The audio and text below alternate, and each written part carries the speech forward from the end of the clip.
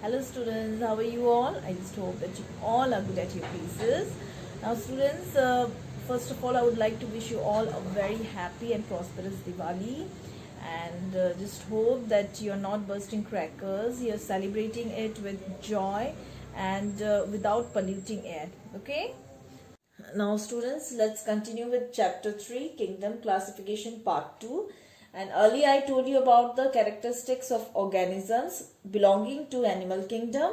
We also did invertebrates and vertebrates, and we were doing phylum of invertebrates. Now today we are doing phylum Arthropoda of invertebrates. Let's see the characteristics. First, it is the largest and the first phylum in which the appendages like legs, antennae, mouth parts, they all are appendages. They have joints and they are movable. That means they can move. Now there is a tough covering on the body. Tough covering, they are called exoskeleton. Exoskeleton. Okay, so they have got exoskeleton. An alimentary canal is complete, and mouth and anus, they lie at opposite ends of the body. Okay, so coelomic body cavity is blood filled. Body cavity is actually the fluid filled cavity which holds and protects the internal organs. So the body cavity is actually blood filled in Arthropoda. Examples of Arthropoda, the phylum Arthropoda are prawns, crabs, houseflies, spider, centipede, millipede, etc.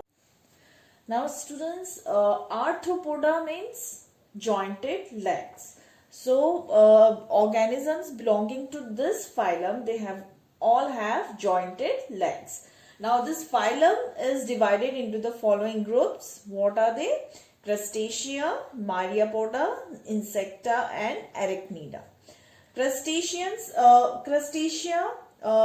here the animals belonging to this group, they are aquatic animals, and head and thorax, they are fused together to form cephalothorax. Okay, and they respire through gills. For example, prawns and crabs. Now Myriapoda, Myria means 10,000 and poda means foot. So body is elongated, metamerically segmented, with each segment having one or two pair of legs, and they respire through trachea. For example, centipede and millipede. Then comes Insecta. Now here in this group, animals, their body is divisible into distinct head, thorax and abdomen, and they respire by trachea. Examples are housefly and mosquito. Then the last one is Arachnida. Okay, and arachne means spider. So the animals belonging to this group, the example will be spider. So here in the animals of this group, they have fused head and thorax, and antennae and true jaws, they are absent, and they respire by trachea. Okay, and the examples are spider and scorpions.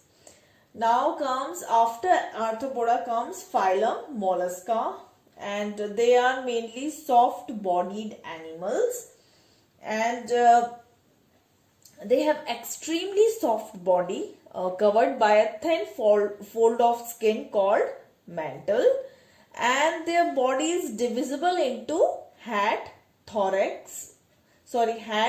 visceral mass and foot. Now the third characteristic of phylum Mollusca is that their body cavity is hemocoel. Now body cavity is the cavity or the space that holds internal organs of the organism. Now in Mollusca, the body cavity, along with internal organs, it also contains blood of the organisms. So that's why their body cavity is hemocoel. Then their digestive tract has a simple structure. Digestion process occurs in the digestive tract, and their structure is also simple. Then comes respiratory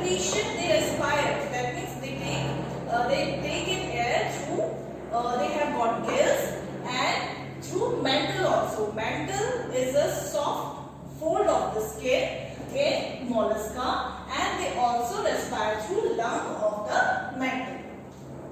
Then the sixth one is excretion by a pair of kidneys. For excretion, excretion means they throw out waste material through kidneys. Okay, they have a pair of kidneys through which they throw out their waste material.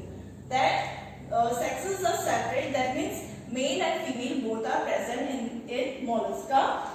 Then aquatic, these mollusca all they are mostly aquatic. Aquatic means they are found under water, and mostly they are marine. That means they are found in sea or ocean, and few freshwater. They are found in freshwater like lakes, ponds, etc.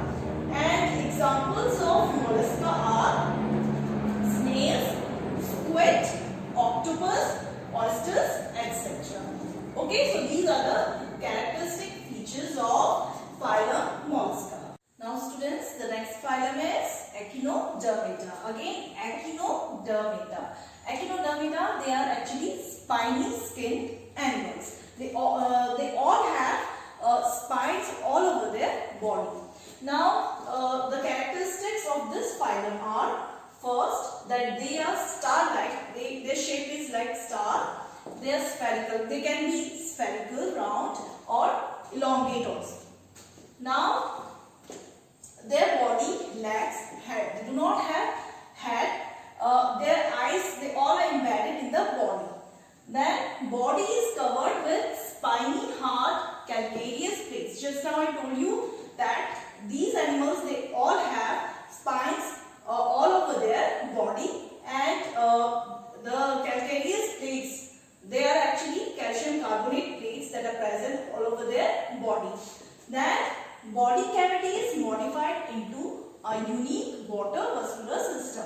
Body cavity, just now I told you that it is the space or the gap or the cavity which holds the internal organs.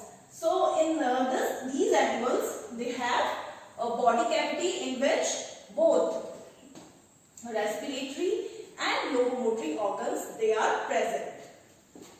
That comes excretory organs. These animals, they do not have excretory organs. Excretory organs are the organs that help us to excrete out or to throw out waste materials. So these animals, they do not have excretory organs.